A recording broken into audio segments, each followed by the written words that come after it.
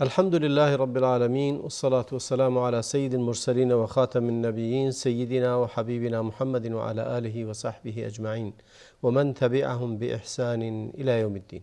با سلام و درود خدمت شما بینندگان عزیز.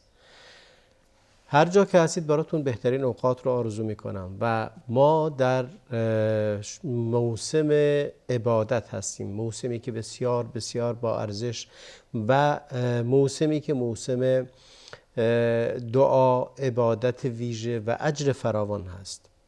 در دهه ذوالحجه عبادات اجر فراوانی دارد و همچنین دعاها اجر بسیار زیادی دارد و جایی است برای پذیرفته شدن دعاهاتون. بعضی از علما میگویند که دهه ذوالحجه 10 روز افضل دنیاست و دهه آخر ماه مبارک رمضان 10 شب افضل دنیاست. ما در مورد تاریخچه حج صحبت میکنیم و مهمان گرامی برنامه جناب شیخ منصور حسینی هستند. سلام دارم خدمتتون. علیکم السلام و رحمت الله و برکاته. با بینندگان سلام علیکم. بفرمایید. بله، خدمت همه بینندگان عزیزمون و محترممون عرض ادب و سلام دارم. امیدوارم که بتونیم این ایام خوب مبارک و به نحو احسن بهره ازش ببریم. ما در مورد احکام حج و مسائلی که مرتبط به حج هست صحبت کردیم. امروز در مورد تاریخچه حج صحبت میکنیم و تاریخچه حج ابتداءً اقوال مختلفی از جناب عالی بهتر آگاهتر هستید از این موضوع، ولی از زمانی که حضرت ابراهیم، اونی که در قرآن کریم بحث شده است و حضرت ابراهیم وقتی که داستان حرکتش شروع میشه به طرف از دیار خودش حرکت میکنه و ابتداء مصر و بعد از مصر هم میاد به فلسطین و بعد اون دوباره برمیگرده و هاجر و اسماعیل رو میاره به سرزمین و جایی و بیابانی که لم یزرع هست به قول معروف. در بیابانی در اونجا به امر خداوند فرزندانش رو میذاره. ابتداء چگونه حضرت ابراهیم حرکت کرد و چگونه شد که اصلا از سرزمین و دیار خودش به طرف مصر رفت؟ بله. بسم الله الرحمن الرحیم. آنطور که قرآن حرکت حضرت ابراهیم رو ترسیم میکنن، به تصویر میکشونن، فرمودن که قال انی مهاجر الی ربی، من به سوی پروردگارم هجرت میکنم. زمانی که قوم او برای او اون حیله و اون عداوت بزرگ رو انداختن، خواستن او را در آتش بندازن، بعد از این که آنها را دعوت داد به توحید، خدایان آنها را شکست مگر اون خدای بزرگ. بعد با آنها وارد بحث و گفتگو شد، گفت خب از اینها سوال کن، از این خدای از اینها سوال کنید اگر صحبت میکنن. گفتن که خب تو میدونی که اینها صحبت نمیکنن. گفت خب پس وای بر شما، این چه عقلی است که شما دارید؟ پس چرا چیزی رو میپرستید که حرف نمیزنن؟ بعد از نفع و ضرری ندارن. آره، گفتن که ثم نکسوا علی رؤوسهم لقد علمت ما هؤلاء ينطقون قال فتعبدون من دون الله ما لا ينفعكم شيئا ولا يضركم اف لكم ولما تعبدون من دون الله افلا تعقلون. جوابشون چی بود؟ گفتن حرقوه، او را بسوزانید و به کمک خدایاتون بشتابید. خب آتش بزرگی را انداختن که حضرت ابراهیم رو بسوزانند. خداوند فرمان که قلنا یا نار کونی بردا و سلاما علی ابراهیم. آتش به امر خداوند سرد شد و امنیتی بود برای ابراهیم علیه السلام. بعد از اینکه نجات پیدا کردند فرمودند که من دیگه حتی اون رو هم دیدن، این معجزه رو هم دیدن، اما باز هم نپذیرفتن. اما حضرت ابراهیم فرمود که دیگه جایی نیست که اینجا من بمونم. مردمانی که دیگه نه از عقلشون استفاده کردن و این قضیه رو هم دیدن، دیگه جایی نیست که من همینجا بمونم و دعوتمو خلاصه کنم فقط در اینجا. حرکت کردن، گفتن که من هجرت میکنم، چون هجرت یعنی ترک خانواده و مال و دیار به جای دیگه که بتونی، چون هدف از ابراهیم بود که دین را برسوند، مردم را دعوت کند به دین خدا. خب از عراق میان بیرون، میان به مصر. از مصر وارد سرگذشتی دارن که در اونجا هاجر رو به عنوان هدیه میدن به ساره علیه السلام و ظاهرا خود هاجر هم آنطور که در بعضی روایت‌های تاریخی مهاجرت حضرت ابراهیم همراه با همسرشون ساره بود. که ساره دختر عموی ایشون هست یا بله بله طور گفتم و که کتاب تاریخ میگن. بله این در تاریخ کتاب تاریخی است و اینکه در مصر پادشاهی مصر بعد از یک سرگذشتی که هست هاجر رو به عنوان هدیه میدن به عنوان خدمتگزار به ساره. گفته می شود که همون در روایات تاریخی که هست خود هاجر هم زن پادشاه قبلی مصر بوده که به اسارت در میاد. وقتی که پادشاه فرار میکند و هاجر نمیمونه در قصر، خب زن پادشاه بوده، تاج بر سر بوده، اونو دستگیر میکنند، بعدم توبیخش میکنه، بعد به شوهرش میگه اینا، بعد اونو جزء کنیزهای تبدیلش میکنه به کنیز. بله تبدیلش میکنه به کنیز در هم میمونه. بعد از اینکه اونو هدیه میده به ساره. پس حقیقتا هاجر نه به عنوان یک زن عادی هم نبوده که بلکه یک شخصیت ویژه‌ای داشته، شخصیت بزرگی بوده. اون هدیه میده به ساره. ساره خب عقیم بود، باردار نمیشد، نازا بود. بعد از مدتی به پیشنهاد خودش میگه که ای ابراهیم با هاجر ازدواج کن، چه بسا که خدا به شما فرزندی میدهد. خب بعد از اینکه صاحب فرزند میشه اون غیرت زنانه گل میکند و بالاخره اون ناراحتی ها پیش میاد. به ناچار ظاهر این گونه است دیگه. دقت کنید یک چیزی که خواست خداست، چیزی اصلا برنامه خدا خودش هست که اینجوری اتفاق بیفته تا نتیجه. و این خیلی عجیب هست این برنامه که وقتی خدا میگه که ان ربی لطیف لما یشاء، وقتی انسان در زندگی همین قضیه حضرت اسماعیل و ابراهیم، زندگی حضرت یوسف، زندگی حضرت موسی، ببینیم چقدر خداوند با لطف و با یعنی خیلی ریز، خیلی لطیف میاد یک کاری بسیار بزرگی را با یک مقدماتی که در ظاهرش خیلی سخت می‌گذره بر افرادی که دارن انجام میدن. آره، ولی نهایتش میبینیم که چه نتیجه‌های بسیار بزرگی داره. یوسف علیه السلام وقتی نگاه میکنیم چگونه با او رفتار کردن، در نهایت چی شد. موسی علیه السلام وقتی که مادرشون رو به دریا انداخت، آخر چی شد. الان هم قضیه اسماعیل علیه السلام هست که پدر و مادرش اونو میرن به سرزمینی که بلاد غیر ذی زرع که هیچ چیزی نیست، فقط تپه های شن هست. اونجا رهاشون میکنه و بعد میبینیم چه نتیجه به دست میاد. خب حضرت ابراهیم علیه السلام به فرمان خدا هاجر و اسماعیل، و در ظاهرش هم غیرت زنانه ساره. بله دیگه ظاهرش غیرت زنانه بود، اما به فرمان خدا و جایی که خدا برای او مشخص کردند از فلسطین حرکت میکنن، میرن به مکه. مسافت خیلی طولانی. مسافت طولانی. این مسافت طولانی، خب مادر است با فرزند خردسال، پدر، مادر هم هیچ اعتراضی نداره، هیچ چیزی نمیگوید کجا میریم. زنی بوده که ایمان به الله داشته دیگه، یقین داشته چون ابراهیم شوهرش هست دیگه، پیامبر خداست. بدون هیچ گونه اعتراضی حرکت میکنن، میان در این سرزمین. آنچه که در صحیح بخاری اومده خیلی جالب هست که وقتی که اونجا رهاشون میکنه، بعد برمیگردد، پشت میکند.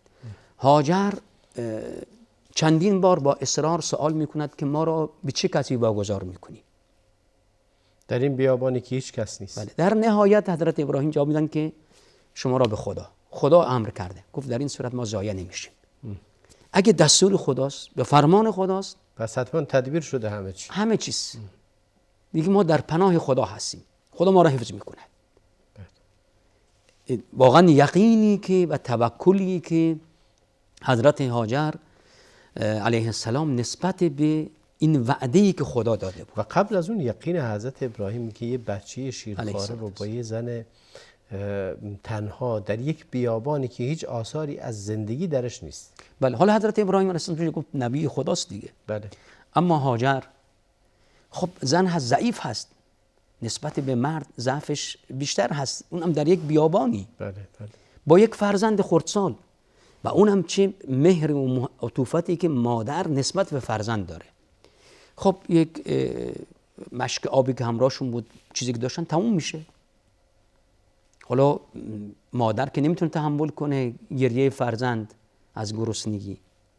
اسماعیل علیه السلام کوچیک بودن، نوزاد بودن. بله. یعنی الان یه نوزادی است. چیزی نمیخوره، فقط از شیر مادر.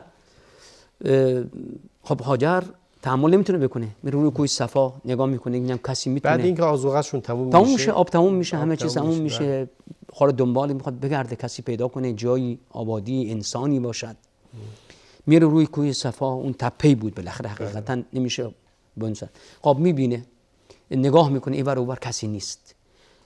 از اونجا میاد پایین، میاد پیش اسماعیل، یه نگاهی به اسماعیل میکنه، بارد میره رو تپه دیگه که در مقابلش بود، اون طرف مروه. بله. الان شما وقتی نگاه میکنید صفا و مروه مقابل همه. بله.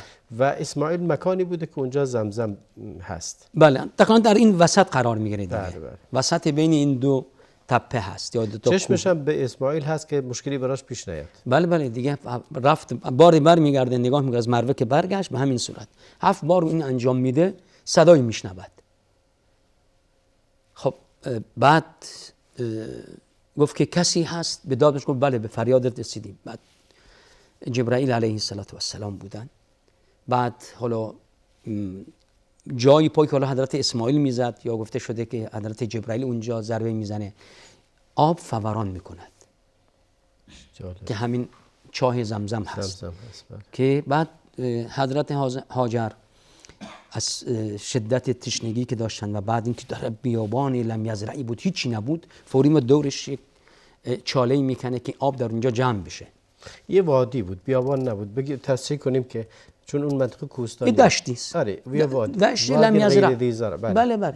هیچی، یعنی چیزی نیست اونجا دیگه. الان حتی مکه وقت انسان نگاه میکنه همه وادی است دیگه. همه دره است. حقیقتا میگیم دره. یه دره‌ای بوده. بله. مثلا میگن شعب ابی طالب فلان فلان، همه اینها به این صورت دره. مکه بین دو تا کوه واقع شده. بله. همش هم اینه. بعد که رسول الله فرمودن که اگه اجازه داده بود که این آب دورش دیواری نکشیده بود، این آب همیشه در جریان بود.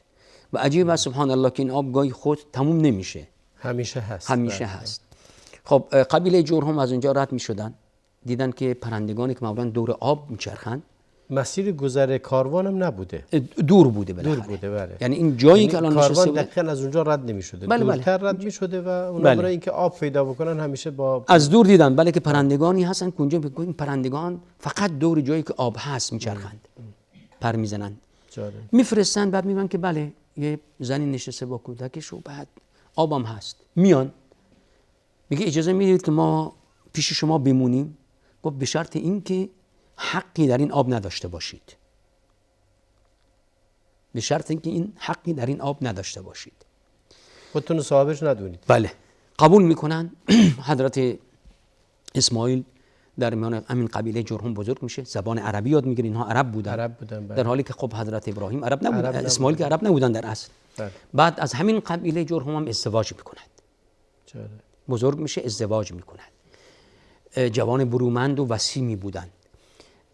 حضرت ابراهیم بعد میان یه سفری به دیدن فرزندشون. در این سفر حالا امکان داره سفرهای قبلا بوده تا به سن رسیده. آره. چون عادت قرآن این هست که اختصار میکنه، خیلی چیزا رو مثلا سفرشون از فلسطین به مکه به این سرزمینی که لم یزرع بوده حتما طول مسافت صحبت‌های زیادی کردن، مسافت خیلی طولانی است، حتما اتفاقاتی افتاده، ولی خداوند اینا رو بحث نمیکنه چون نیازی بهش نیست. هدف اصلی اینه که چه اتفاق مهمی قراره بیفته. بله حتی در بحث فقط فرمان که انی مهاجر الی ربی، بله دیگه خیلی طول سفر چه اتفاقی میفته بحث نشده. این مسافت‌های مکانی و زمانی دیگه خداوند میذاره. حتی در بحث قیامت که میشه، چیزایی که میشه به همین در همه قصه ها اگه قرار شده باشه که همه حوادث و صحنه ها را بخواد به تصویر بکشونه، دیگه کتاب میشه بعد بگیم که هزارها جلد بعد بزنن براش. بله اگه همه باشه، چون از طرف خداوند خب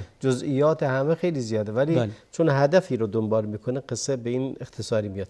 اجازه بفرمایید میان برنامه ببینیم برمیگردیم. بینندگان عزیز با ما بمونید، بعد از میان برنامه ادامه صحبت تاریخچه حج.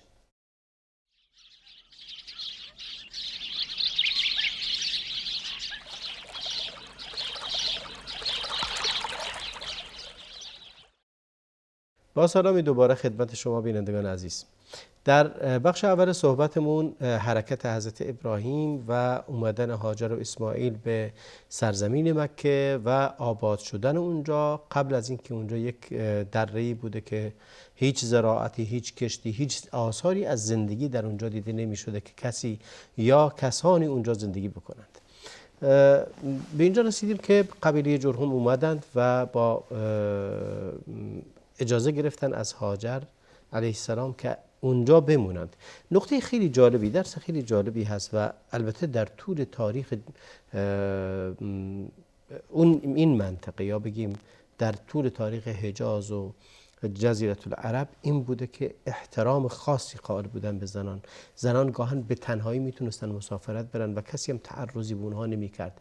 کسی تعرض به یک زن آزاده نمیکرد و نیست در تاریخ. خیلی مورد احترام بودن. این قبیله میان یک زنی رو میبینن که هیچ دفاعی از خودش نداره، یعنی کسی اطرافش نیست، نه مردی نیست ازش دفاع کنه، یه بچه یه شیرخواره هست، ولی میان ازش اجازه میگیرن. و خیلی جالب هست چون اشاره کردید به زن آزاده، حتی زنا کردن براشون خیلی ننگ و زشت بود.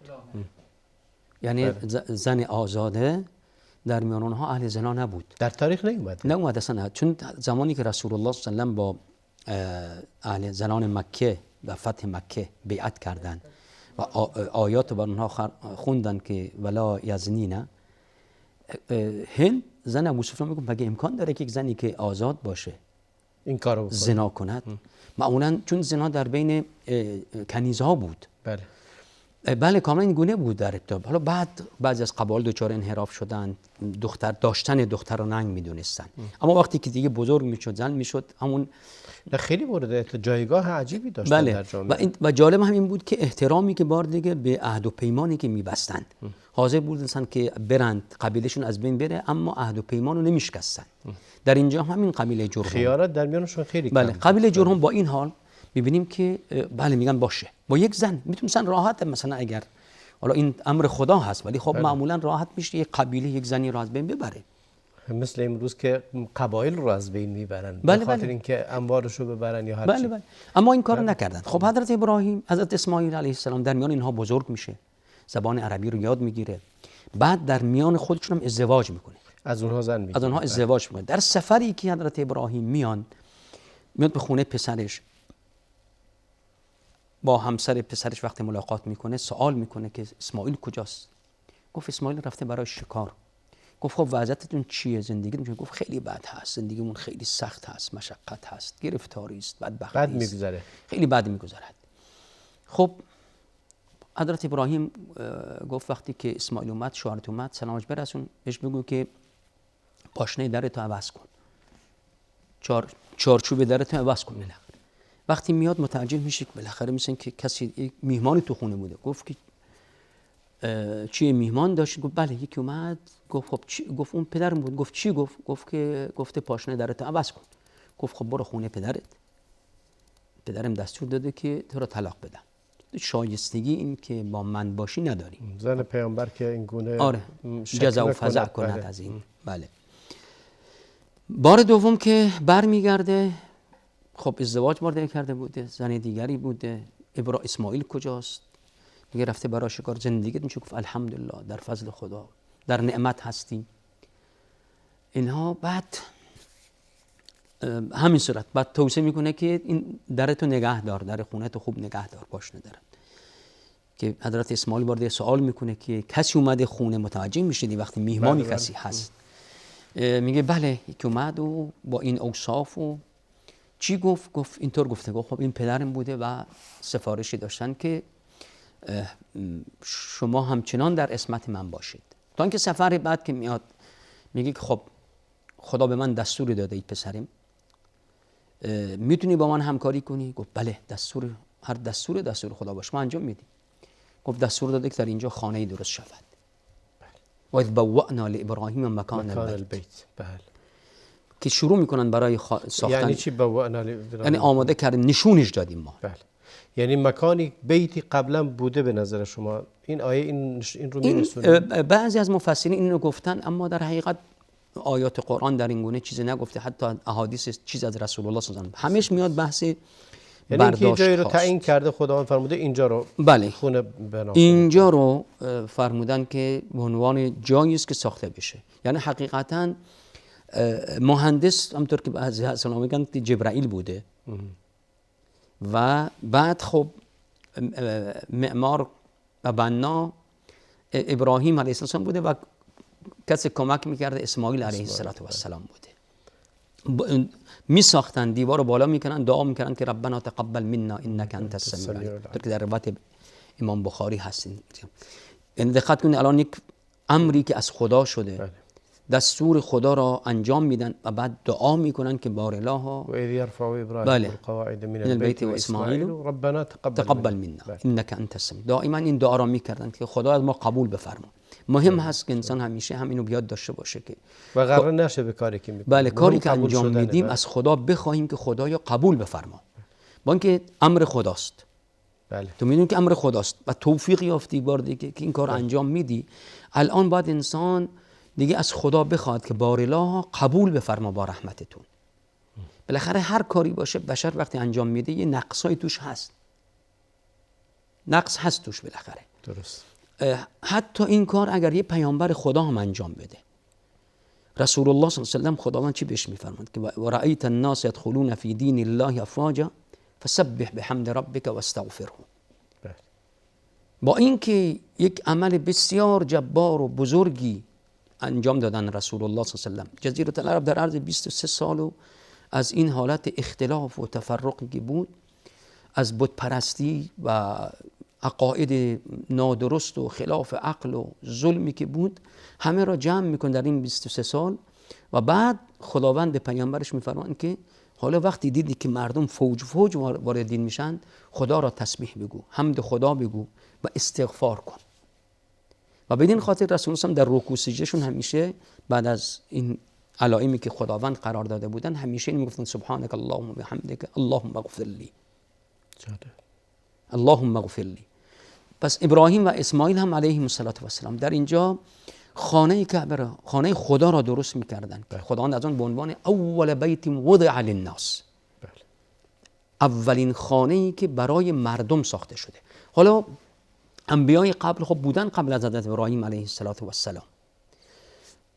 حالا و حتما عبادتگاه‌هایی هم بوده، عبادت‌هایی بوده که برای خودشون بوده. آره. عبادتگاهی بوده، اما نه اینکه مثل کعبه که برای عمومیت. بله. للناس برای همه، برای جهانیان میشه دیگه. بله. در مورد حالا خب انبیای قبل این نیومده. از کی این شروع میشه؟ مثلا محراب داشتن، مثلا اون که در مورد زکریا هست، در مورد یحیی هست، در مورد مریم هست، در مورد سلیمان هست، داوود هست، همه اینا محاریب داشتن. اونا برای عبادت خاص خودشون عبادت بوده. می‌کردن. بله. ولی اینکه عمومی هر تا امکان در ما بگیم که بالاخره وجعلوا بیوتکم قبله، همطور که خداوند به حضرت موسی فرمودن و به هارون که به بنی اسرائیل بگید که برای خودتون تو خونه هاتون واقعا مسجد درست کنید. ولی اینکه یک خانه‌ای باشه که به عنوان مرجع باشه برای همه بشر، برای همه باشه و همه به سوی او رو کنن در نمازهاشون، این در زمان حضرت ابراهیم علیه السلام رخ داده. و جالب است که این قضیه رفتن حضرت ابراهیم به مکه و ساختن این جبال بکه یا جبال فاران، وادی بکه یا فاران، هم در عهد قدیم اومده در تورات و هم در عهد جدید یعنی انجیل اومده. خیلی جالب است که حرکت ابراهیم علیه السلام و رفتنشون به مکه در عهد قدیم اومده، در تورات اومده، در انجیل هم اومده. مثلا بشارتی که در مورد جبال فاران هست و ظهور پیامبر، بعثت رسول الله در اونجا، همه اینها در این عهد قدیم و جدید اومده. خب ابراهیم علیه السلام خانه را درست میکنن،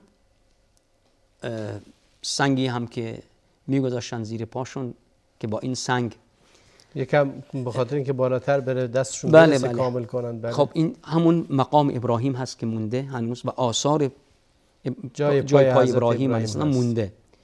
فیه آیات بینات مقام ابراهیم، که مقام ابراهیم از جمله آیات بیناتی است که خداوند اونو حفظ کرده. یعنی همونطور که کعبه حفظ شده، این مقام ابراهیم کسی که بنیانگذار بوده هم خدا اونو حفظ کرده به عنوان یک آیات بینات، آیاتی که خیلی واضح و آشکار هست. تا بماند این قصه ساختن خانه خدا. بله و خیلی جالب هست، حتی نه فقط این کعبه مونده، آثار کسی که بنیانگذار هم بوده خدا اونو حفظ کرده. بله. آثار ابراهیم علیه السلام مونده. پس مقام ابراهیم هم سنگی است که جای پای حضرت ابراهیم قبلا نزدیکتر بوده، حالا به خاطر شرایط حج و زیاد شدن حجاج دورتر کردن. بله، از در زمان حضرت عمر این کار انجام میدن. بله. خب چون تقریبا به کعبه چسبیده بود. بله. حضرت عمر گفتن که کمی دور کنیم که راحت‌تر مردم بتونن طواف کنن. جالب. خب میسدن برابر مقام ابراهیم، خب نماز بخونن، سنت هست که انسان بله اونجا نماز بخونه. حضرت عمر فرمودن که کمی دورترش کنیم تا مردم راحت‌تر بتونن طواف کنن، ایجاد مزاحمت نشه. بله، اونم که میخوان نماز بخونن راحت نمازشون رو بخونن. جالب. خیلی جالب هست که اولا قرآن وقتی که میبینیم حالا این ساختمونی که درست شده، از آن به عنوان این که هم اولیت یاد کردن که ابراهیم علیه السلام این کار انجام دادن که ان اول بیت وضع للناس. بله. وضع للناس، برای مردم قرار داده شده. درست. اولیت هست. و بعد میبینیم که این بیت فرمودن که قیاما للناس. جعل الله الكعبة البيت الحرام قیاما للناس. خیلی جالب هست که این کعبه را خداوند چگونه قیاما للناس قرار داده. همچنین فرمودن که والشهر الحرام والهدی والقلائد. به خصوص الان بحث کعبه هست. بله. جعل الله الكعبة البيت الحرام قیاما للناس. بله. الان کعبه بنا شد. بله. مقام ابراهیم هم مشخص شد که چگونه به وجود اومده. حالا میریم سراغ این که بقیه اعمال دیگه حج چگونه شکل میگیره. آیا در بعد از بنای حج به کعبه هست که خداوند دستور میده به ابراهیم که واذن فی الناس بالحج، یا بعدتره؟ بعد از اینکه خب این ساختمون درست میشود، بله، بعد از این دیگه اعلان میشود که واذن فی الناس بالحج یأتوک رجالا وعلى كل ضامر، که از هر منطقه دوری کل فج عمیق، بله، سواره، پیاده، به خصوص وقتی که مسافت های طولانی بیان، وقتی سواره بر اسب هستن، شتر هستن، هر چیزی که باشه، خب طولانی است مسافت، خب بیمار میشه، لاغر میشود. علی کل ضامر، ضامر یعنی که دیگه لاغر شده است، یعنی که خیلی مسافت طولانی. این که واذن فی الناس بالحج یأتوک من کل فج عمیق على كل ضامر رجالا وعلى كل، این خود حقیقتا اون تهوی، همطور که حضرت ابراهیم دعا کردن که خدایا من خانواده‌مو در جایی قرار دادم که بیت حرام توست، انی اسکنت من ذریتی بواد غیر ذی زرع عند بیتک المحرم. خیلی جالبه این. خب یعنی حضرت ابراهیم از قبل میدونست خداوند بهش گفته که خونه اینجا قراره بنا بشه، چون این دعا رو وقتی کردن که هنوز اونجا چیزی نبود. در روایت ابن عباس همین هست که لو چیزی ساخته نشده، بعد از اینکه اونها رو اینجا رها میکنه میره، چون بالاخره به دستور خدا بوده این کار رو انجام داده. دقیقاً هنوز وقتش نرسیده. بله. و چه بعضی میگن که خب این دعا، چون بار دیگه این در این قصه که گفته می شود که در سوره خود ابراهیم علیه السلام هست، همونطور که صحبت شد دیگه خداوند نمیاد جزئیات رو ذکر نمیکنه. یه وقتهایی هم ترتیب هایی که زمانی باشه هم مراعات نمی شود، چون هدف داستان سرایی نیست. بله. اینجاست که ابراهیم علیه السلام، یعنی بعد از اینکه اینجا رو میسازند عند بیتک المحرم، ربنا لیقیموا الصلاة ربنا انی اسکنت من ذریتی بواد غیر ذی زرع عند بیتک المحرم، یعنی که الان بیت محرم ساخته شده، درست، لیقیموا الصلاة، یعنی چون در نماز اظهار بندگی است برای خدا، یعنی انسان به خصوص در حالتی که در سجده هست، شریفترین عضو خودش که سرش هست پیشانیشو بر زمین میذاره. همیشه گذاشتن پیشانی بر زمین دلالت بر تسلیم شدن داره دیگه، تواضع و تسلیم. بله. اجازه بفرمایید میام برنامه رو ببینیم. برمیگردیم. بینندگان عزیز با ما بمونید و برگردیم به استودیو.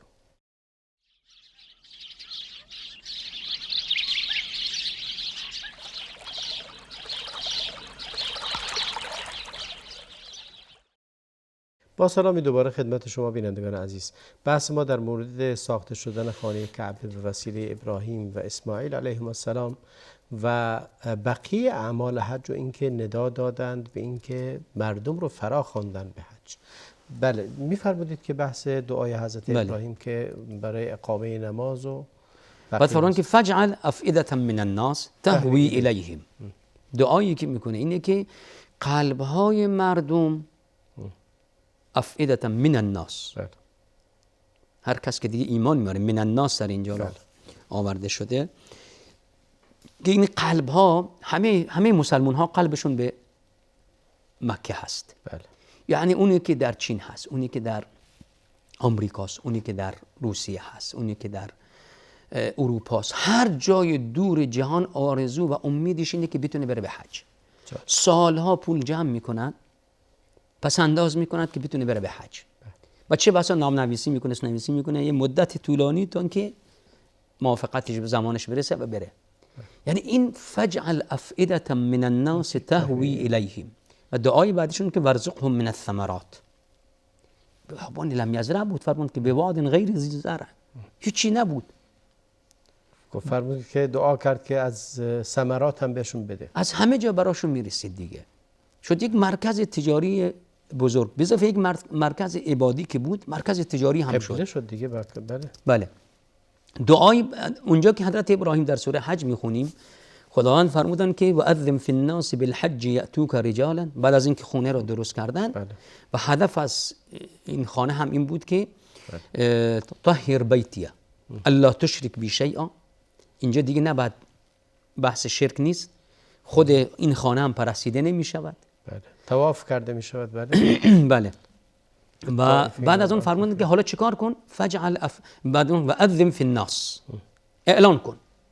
حالا بعضی از مفسرین گفت که خدایا من چگونه اینو ابلاغ کنم؟ صدام به کجا میرسه؟ میگه که خدا فرمود که تو ابلاغ کن، ما به همه میرسونیم. ولی فکر کنم چیزی که اینه که واذن فی الناس بالحج، یعنی که حضرت ابراهیم در مسیر دعوتشون حج میرفتن، فرا میخواندن، به خصوص اونهایی که ایمان داشتن که خدا بر شما حج رو فرض کرد. و شاید این اتفاق هم افتاده واقعا که گفته باشه خب من حالا فرض کنیم دعوت کردم، چقدر مردم میرسم، چقدر میتونم برسونم، و خداوند این انتشار رو داده که دعوت زودتر و سریعتر منتقل بشه به مردم و مردم صدا رو بشنون. و اینکه حتی اینکه حضرت ابراهیم به مردم برسوند، یعنی و اذن فی الناس، اعلان کن.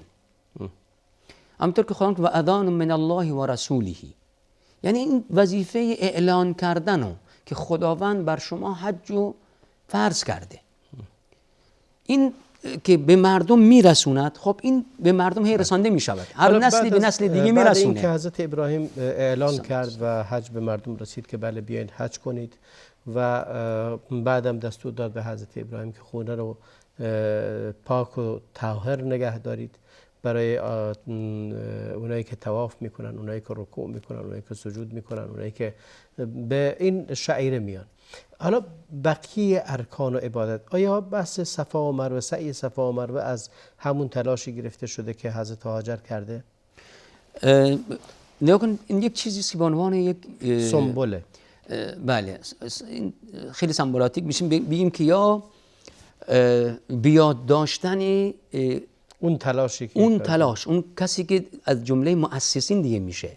البته حالا دیگه تبدیل شده به عبادت.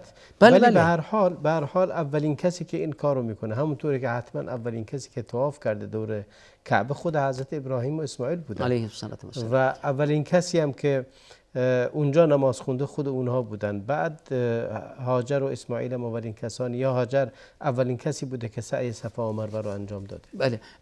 به اضافه این اولا که در احادیث رسول الله که همه اینها برای اقامه ذکر خداست. دقیقاً. سعی بین صفا و مروه، حتی رمی جمرات، همه چیز برای ذکر خداست. خود طواف هم همه اینها، همه این اعمال برای ذکر خداست.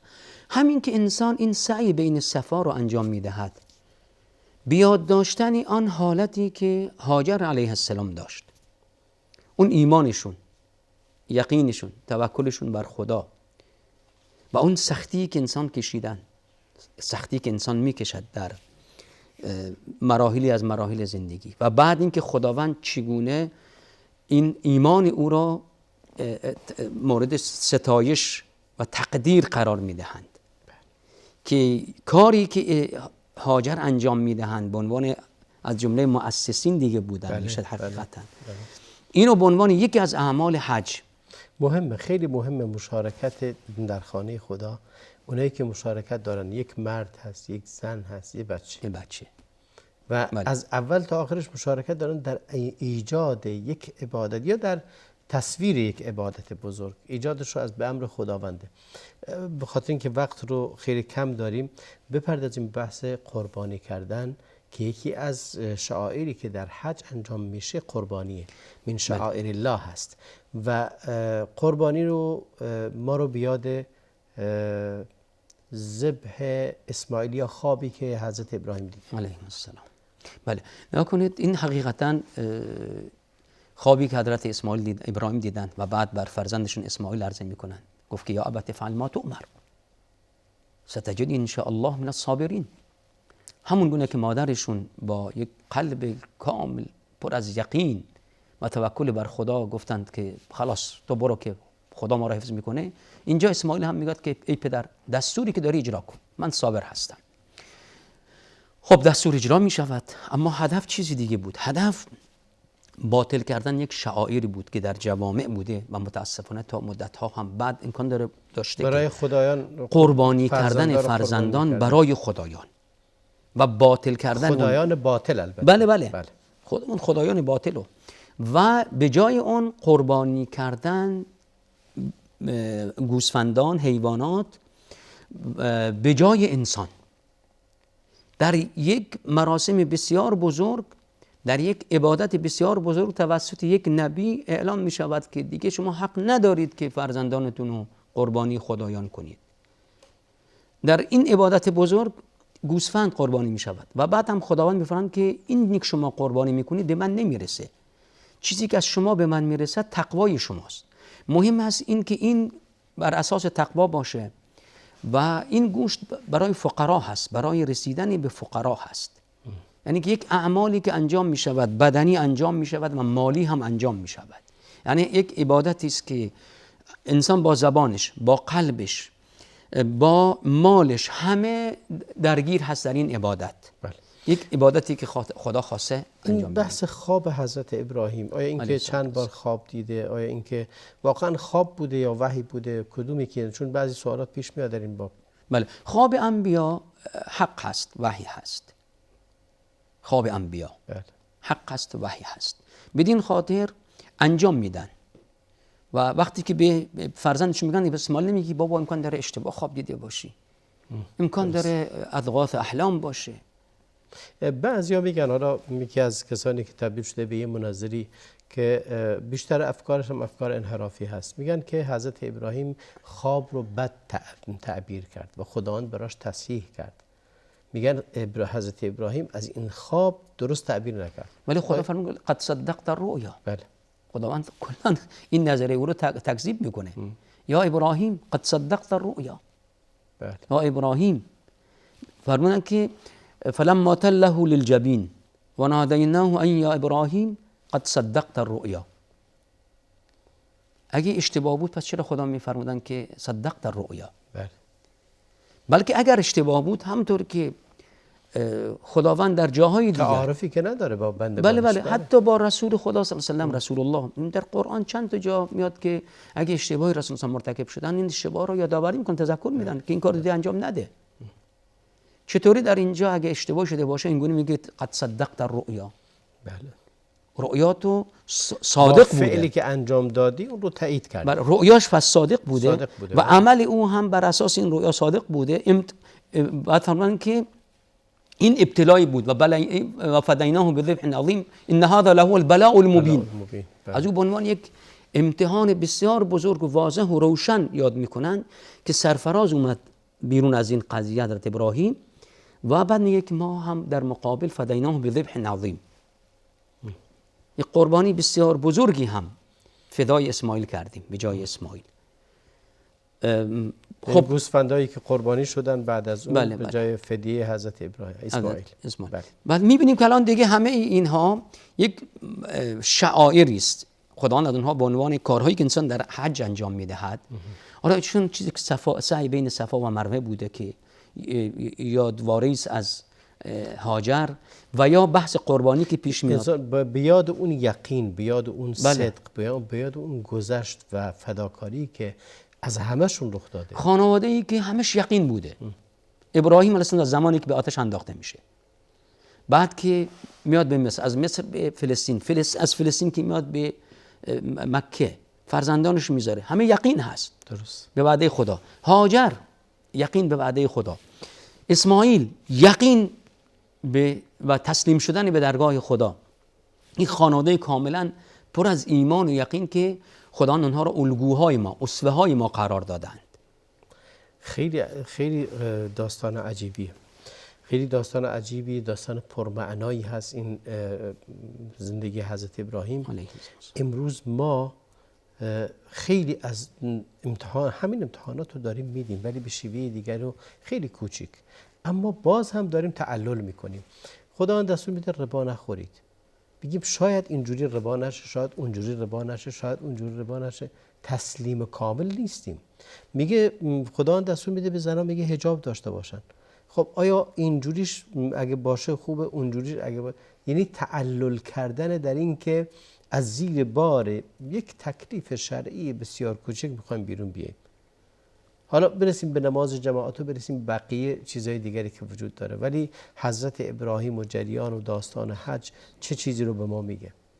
بله، خانواده بسیار مبارکی بودند و مهم این است که در این کاری که انجام دادن، اولا که یک وحدتی در کسانی که این فکر رو قبول دارن به وجود آورده. ما 2 دقیقه بیشتر پایان برنامه نداریم. بله. اگر چیزی در خود داستان شکلگیری اعمال حج از عرفه و منی و رمی و اینا وجود داره مرتبط به این موضوع بفرمایید. بله، حالا در مورد وقوف به عرفات و اینها هم دید مسائل حقیقتا تعبدی بوده که دستور خدا بوده، این انسان مسائل انجام میده و جریانش چی بوده که داستان‌های زیادی است ولی در قرآن نیومده. نه، چیزی فقط اینها جزء مناسک حج هست و خدا اونها به عنوان شعائر یاد کرده. بله. و فرمودن که برسیم به رمی. آیا رمی جمرات بحث شیطان رجم اسمش حالا در عبارت فارسی خودمون میگن رجم شیطان. حدیث وقتی میبرن که رسولان فرمودن که رمی جمرات برای اقامه ذکر خداست. اسمی از شیطان نیست در اینجا نیست. در روایت‌های اومده، حالا بعضی از علما شاید در کتب اسرائیلیات بیشتر اومده گفتن که اینجاست که هر بار شیطان می اومد و میخواست ابراهیم رو منحرف کنه از ذبح اسماعیل علیه السلام. این اومده، اما در حدیث صحیح رسول الله فرمودند که همه اینها برای اقامه ذکر خداست. ذکر خدا هست. بله. ذکر خداست. حالا متاسفانه برداشت بد شده که مردم وقتی اونجا میرسن فحاشی میکنن، امکان داره با سنگ بزرگ با دمپایی میزنن. بله. در حالی که نه، همه اینها برای ذکر خداست. همه اینها شعائر هستند و برای ذکر خداوند ذکر خدا باید با ادب، با احترام برپا شود. حتی اونهایی هم که قصه ای رو داره، داستانی رو داره، مثل بنای کعبه و مقام ابراهیم، سعی صفا و مروه و ذبح قربانی که داریم میکنیم، باز هم نباید فکر کنیم ما این رو به خاطر ابراهیم و اسماعیل و هاجر انجام میدیم، بلکه ارتباط ما با اون حادثه ارتباط دستیابی به یقین و تسلیم امر خداونده. خیلی خوبه اگر توصیه کنیم به این که کسایی که میخوان برن حج داستان حضرت ابراهیم رو بدونن تا بهتر از حجشون لذت ببرن و بدونن چی گذشته تا به اینجا رسیدن. از حضورتون جناب شیخ منصور بسیار متشکرم.